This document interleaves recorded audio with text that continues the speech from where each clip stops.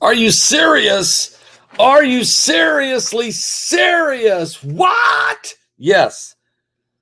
They think, they're past think. Fallen angel habitation found in cave. We want to talk about this. But first, let's put a shout out right now for noblegoldinvestment.com. That's www.noblegoldinvestment.com. You see, fend off all those concerns about economic downturns and let your wealth thrive with the timeless security of precious metals. This month, the first solid 1/4 of an ounce gold standard bullion coin ever issued, a collector's item with King Charles III. His image can be yours with your own qualifying gold IRA or 401k rollover of $50,000 or more. You can't go wrong with noblegoldinvestments.com. So pick up the phone and call them at 877-646-5347. That's 877-646-5347, and tell them Pastor Paul Begley sent you there. All right, guys. Incredible information I want to share with you right now. It absolutely is incredible information. Okay, I just going to read it. Okay, first let me put this down here for you to get ready for the webinar that's coming up. There's so many speakers I can't get them all on the ticker, so I just named some of them. L.A. Marzulli, he's going to speak on the Trail of the Nephilim. Mr. Yazi, the Navajo Indian, who's going to speak about skinwalkers, and Mike Around the World, paranormal programs. There's a whole lot more. Matter of fact, I couldn't put them all on the ticker. Get the bundle ticket. Go to paulbegleyprophecy.com. Go to paulbegleyprophecy.com and get that bundle ticket. Supernatural Intelligence. I'll tell you all about it in just a minute. But first, let's get right to this article because this is incredible information. Really, it is. It's just incredible information. Okay, now we've always had this, the Darwin theory of evolution. We've had to battle with that. And I mean, and what it is, it's a battle for, did God create man? Okay. Did God create man in his image and in his likeness? Did man evolve from natural selection? That's another theory. Or did man evolve through the evolution, Darwin's theory? Or if God created mankind, as it says in Genesis, and God also allowed the fallen angels to come and habitate here, slithering maybe like a snake in the garden paradise, but also appearing as some type of being that looked a lot like man. So now we have a discovery. It's happened just outside of Johannesburg, South Africa. What scientists are calling the new Homo naledi, or the Homo star. That's what the word naledi means. So in other words, instead of Homo sapien, which we are, it's Homo naledi, or Homo star, entity that came from the stars. Now get this. This is unbelievable. This is probably the beginning proofs of the interaction of the fallen angels with human beings. Discoveries from a subterranean cave in South Africa are prompting paleoanthropologists to rethink what makes us human. New findings reveal a small-brained human relative known as the Homo star buried its dead and carved symbols on the walls. And you're looking at the wall right now. You're looking at one of the walls that they found where the symbols, right there, they were carved. Now, you have to understand, this is a cave, subterranean cave that no one had ever been into. This was deep down there, and they found skeletal bones of small people. Small little people, not the pygmies that you heard about in, New Mexico and that area. This is South Africa. Small little people with small little brains, but had written a lot of things on the walls, and they buried their dead in orderly fashion. So they were a species. Now, why in the world were they called the Homo stars? Well, because of a lot of legends that they may have come from the stars, or maybe they are the children of the fallen angels. Okay, but you say, but wait a minute, those are giants. That's right, they were giants in the land. But what are these little people? Okay, the tallest one they found was 5 foot tall. Most of them even shorter than that. So they're little people. They weighed about 100 pounds. What does this all mean? Now, let me read on. I'm reading the article, so it's not my opinion. But listen to what it says. We're looking at a cultural behavior that is very human in the species that has a brain a third of the size of ours, said John Hawks, the University of Wisconsin-Madison paleoanthropologist and co-author of the research release, which will soon be published in the journal eLife as reviewed preprints. It is going against the ideal that the brain size is what made us human. We're also understanding more and more that our species wasn't alone. Chris Stringer, research leader in human origins in the Natural History Museum in London, who wasn't involved in this new work, said he had previously been skeptical of the claims for complex behaviors in these Homo stars. But the considerable evidence presented now for the possible burials and wall engravings cannot be dismissed, Stringer said. If the claims from the new research turn out to be well-founded, he added, it is profound implications for our understanding of our reconstruction of the human evolution. The findings would indicate that some aspects of what was considered to be late developed, sophisticated, cultural, and symbolic behavior were also present in much more primitive human relative that had separated revolutionary history. Are you serious? He said that they must indeed have been archived with an ape-sized brain. Okay, achieved. I said archived. Achieved with an ape-sized brain. Now, fossil evidence suggests that these Homo stars lived thousands of years ago inside a cave system known as the Rising Star. That's what's amazing. That's the legend of this cave, the Rising Star, located near modern-day Johannesburg. Its lower body, feet, and hands and teeth had aspects that appeared human-like, yet its average size was 100 pounds and its height 5 foot tall. It had the brain the size of an orange, similar to that of chimpanzees. We've never had a creature that manifested this complexity of us that wasn't us, said Lee Berger, the paleoanthropologist and explorer in residence at the National Geographic, who co-authored the new research. These new species, or Homo stars, he added, is threatening to the very clearly defined narrative of the rise of the human exceptionalism.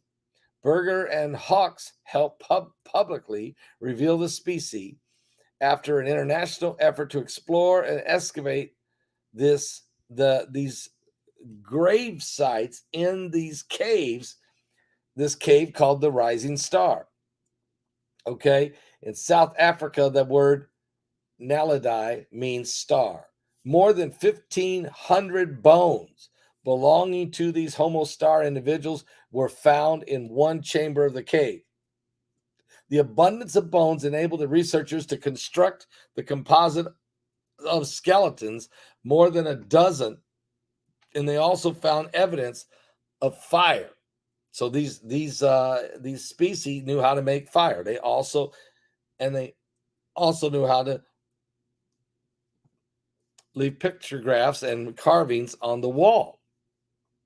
The rising star of the cave may have looked different hundreds of thousands.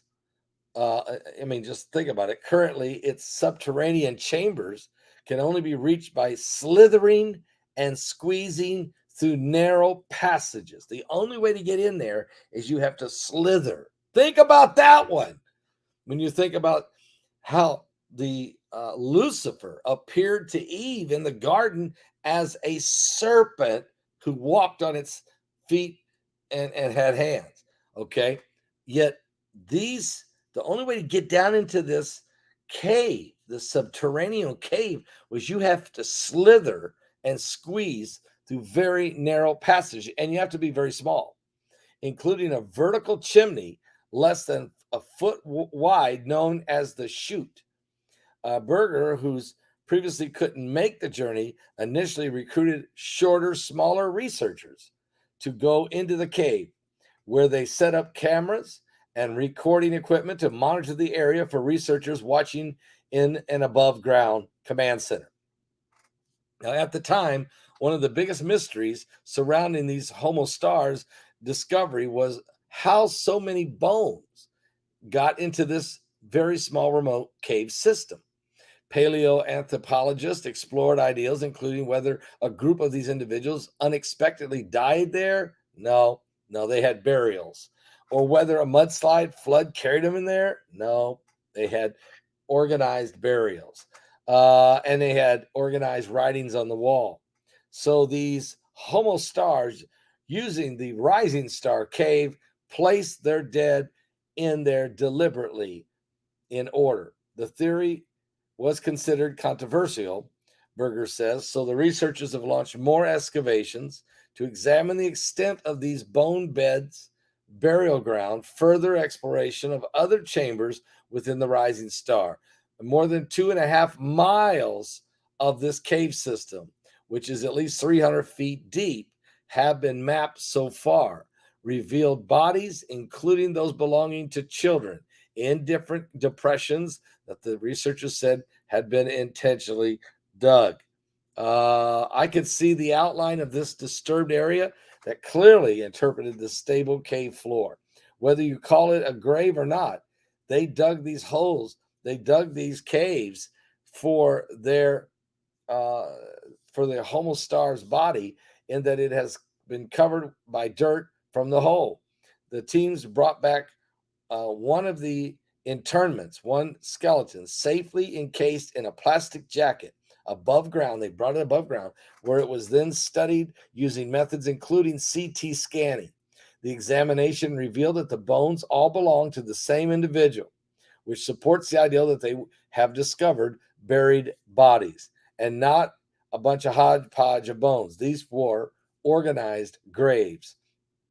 The idea of dealing with the dead in a ritualized fashion is actually one of the last precious things attached to the human beings, Berger said, adding that the remoteness of the rising star cave supports the idea that these Homo stars were doing something very similar. They didn't want their dead in an easy-to-get space.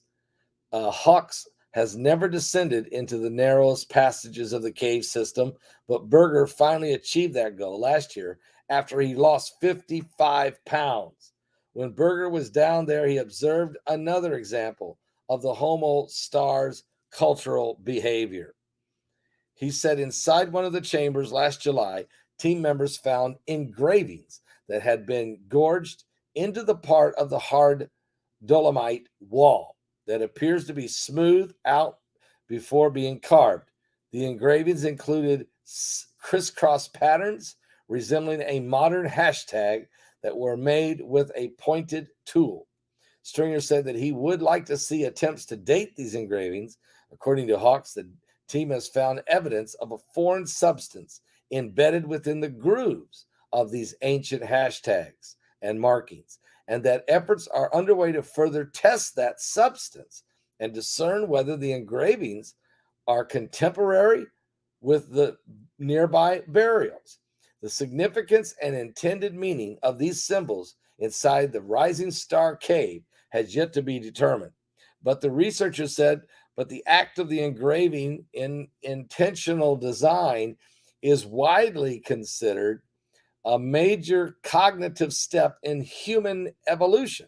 Similar ancient hashtags have been documented at the Neanderthal site in Gibraltar that is just tens of, they believe they were tens of thousands of years old, but obviously they are very uncannily similar to the carvings of the Neanderthals. This is just crazy. One explanation, according to Berger, is that such crisscross symbols are deeply shared by our last common ancestor and sit inside of us. Okay, well, that's his theories.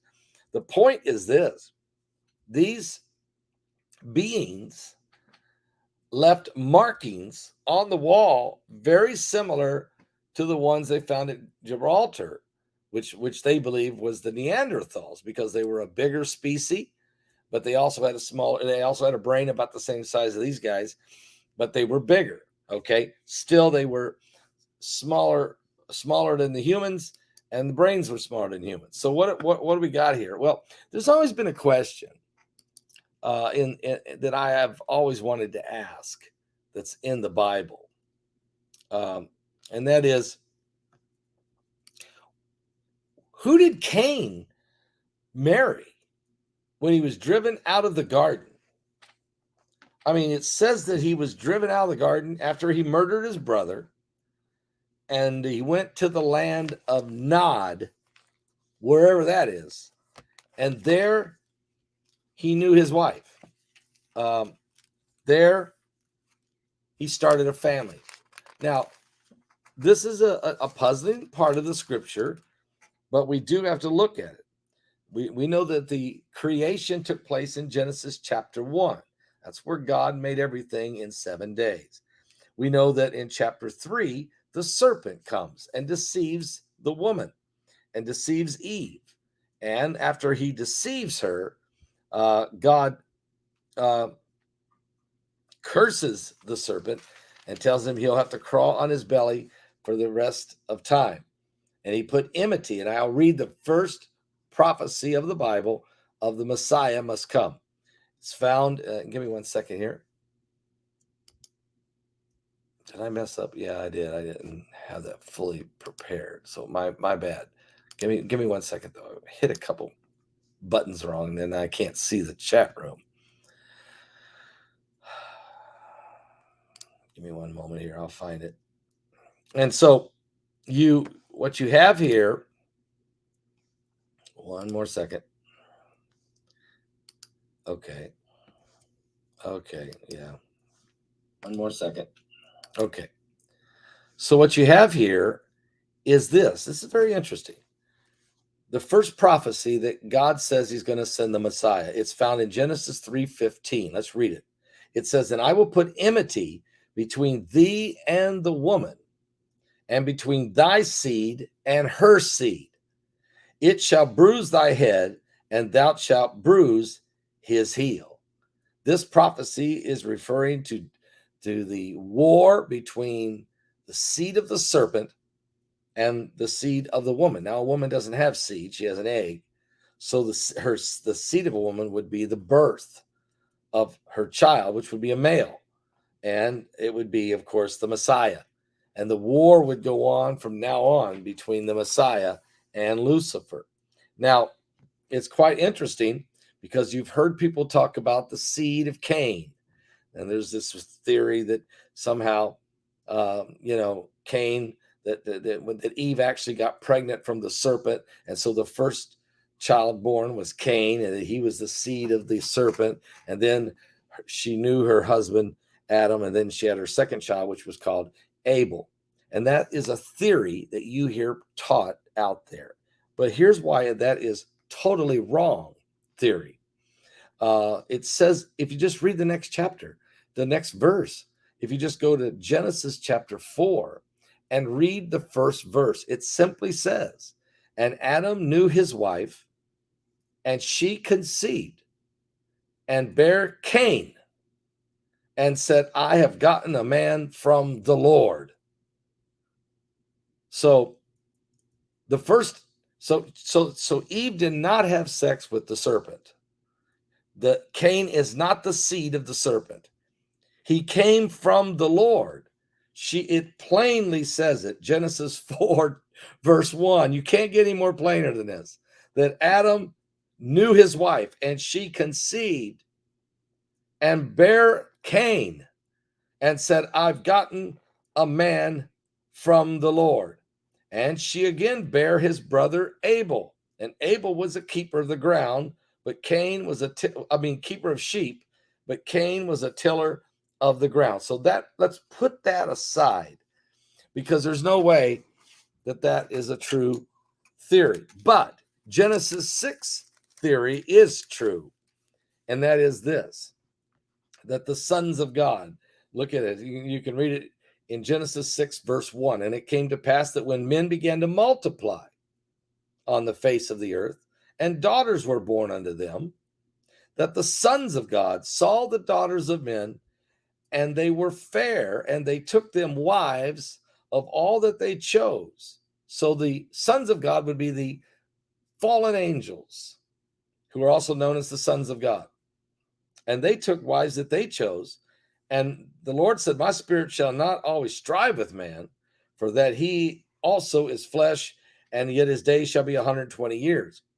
There were giants in the earth in those days, and also after that, when the sons of God came into the daughters of men, and they bare children to them, the same became mighty men, which are of old, men of renown.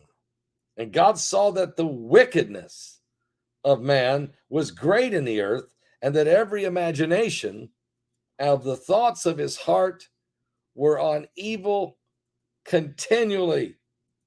And it repented the Lord that he had made man in the earth, and it grieved him at his heart.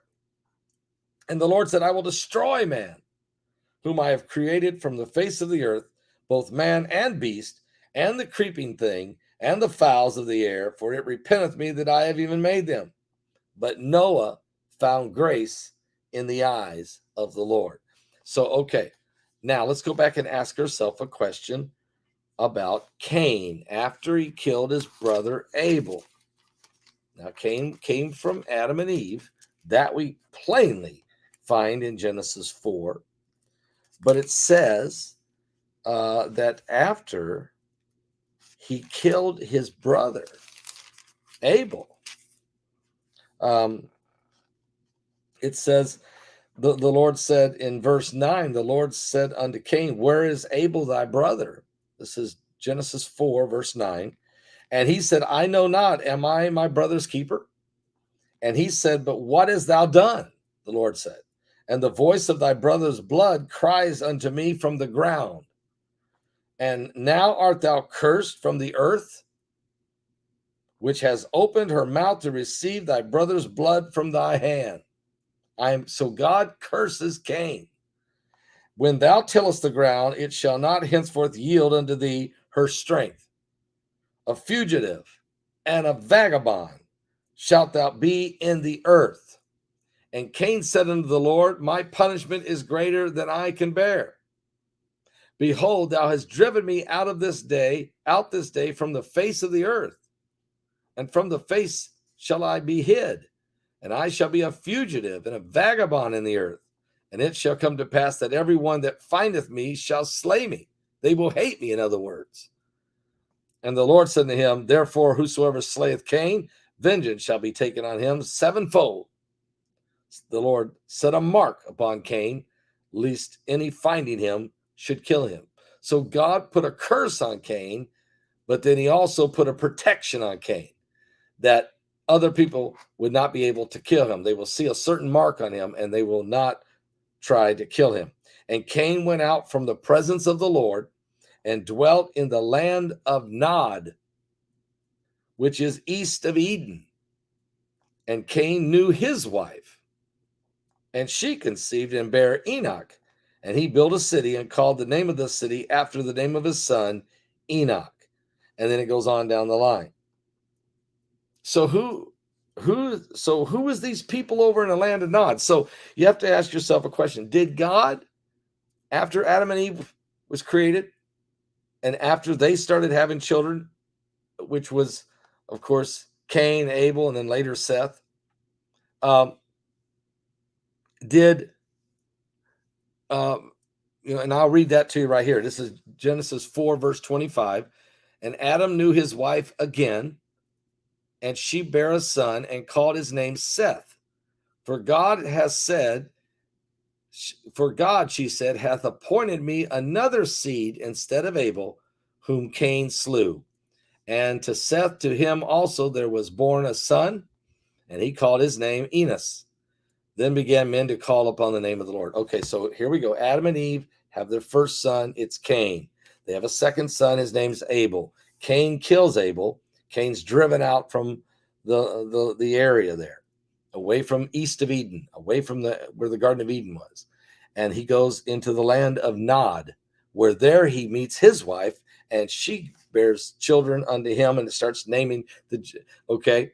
And then Adam and Eve conceive again for a third time, and this time they have another son. His name is Seth, and he replaces Abel, who was killed by Cain. All right. Now, you have to ask just, who were these people in the land of Nod? How did they get there? Did God create more people after he created Adam and Eve and then allowed those folks to multiply? Did he create another group of people and let them multiply, and maybe another one over here around the world? Because obviously all around the world we find the remains of civilizations that were 5,000 years old, some of them, and we read their texts, like the Emerald tablets or the Sumerian texts or some of the Egyptian hieroglyphics or the Pygmies, like I said, or maybe whatever this carving is next to me here. I mean, right there. Maybe it's, what can I say? Did God create other people beyond Adam and Eve? Because obviously God can do what he wants. He can create as many as he wants. He obviously can create, just like he creates planets and stars and universes, and he never stops creating. He's constantly creating. So this is some very, very important information to look into, that when you see, this is why we can't just blow off some things that we find, because God may have created smaller people, put them over here. He may have created people of different color, since there seems to be a lot of us with a lot of different races and different color and sizes and strengths and a little bit different genetic makeup. There's no question about that. God likes variety, just like he made a lot of variety of different birds and fowls of the air and all kinds of different fishes in the sea and all kinds of different animals on the earth. Why couldn't he have also, yes, on the seventh day he rested. I got it. You're right, Pamela. He did. He created everything in 6 days. He rests on the seventh, and that's the Sabbath. But did God also, after that, create more people, place them in different parts on different continents of the earth? And then later, after we finally start traveling across the oceans, we find civilizations of people. And then we find out there's ancient civilizations like the Aztec Indians, or maybe the Incas or the Peruvians, over here in North America. And in Europe, we find this. We find lost civilizations in the Middle East, and we find lost civilizations in the Nordic area. So there's no question, apparently, in my opinion, not only did God create Adam and Eve, but he apparently created other human beings, maybe different sizes and different color races, but he obviously must have created other human beings. And then again, the angels, the fallen angels, they also begin to mix with human race, and they bore children which were giants, strong, mighty men, because they were part man and part fallen angel. So, and God didn't like that. He didn't like that at all. So there's so much going on. So what did they find in this cave? This cave called the Rising Star. Angels are called stars. fallen angels. So what was this rising star cave? And who are these people buried deep within the caves with writings on the wall, yet they're only 5 foot tall or smaller, with a third of the size brain that we have? Who are these people? And where did they come from? And how did God put those folks there? What does this all mean? This is incredible information. And I look forward to seeing you guys this coming Friday night in San Diego, California. I'm telling you guys, it is going to be an unbelievable webinar. Get your tickets tonight. Get your tickets tonight.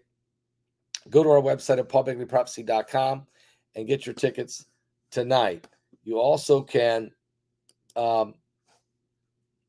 you can go to you can pick up the phone and you can call if you want to order your tickets.